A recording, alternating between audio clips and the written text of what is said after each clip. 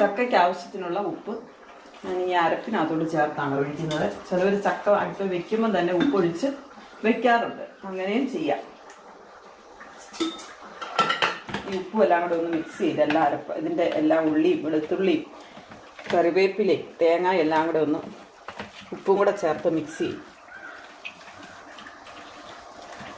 ചക്ക വെന്തതിന് ശേഷം ഈ അരപ്പ് അങ്ങോട്ട് ഇട്ട് കൊടുത്ത് ഒന്ന് ആവി കയറി കഴിയുമ്പം അത് ഇളക്കി യോജിപ്പിച്ചെടുത്താൽ മതി. ഇവിടെ ചക്കപ്പുഴുക്ക് റെഡിയായി. കോട്ടയംകാരുടെ ചക്കപ്പുഴുക്കാട്ടോ. ഈ വേറെ ആരെങ്കിലും വ്യത്യസ്തമായിട്ട് ചെയ്യുന്നുണ്ടോ എന്ന് എനിക്കറിയില്ല. ഞങ്ങളൊക്കെ ഇങ്ങനെ പിന്നെ ജീരകം ചേർക്കാനുള്ള കുരുമുളക് ഞാൻ പറഞ്ഞില്ലേ, അതൊക്കെ ഓരോരുത്തരുടെ ഇഷ്ടം പോലെ ചെയ്യാം.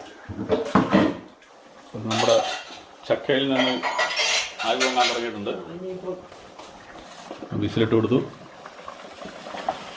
കോഴി അവിടെ കിടന്ന് തിളച്ച് മുറിയുന്നുണ്ട്. വെള്ളം ഇച്ചിരി പരിച്ചെടുക്കുകയാണ്. കാരണം ഇത്തിരി വെള്ളത്തിൻ്റെ ആവശ്യമില്ല, ചാറിൻ്റെ ആവശ്യമില്ലാത്തതുകൊണ്ട്.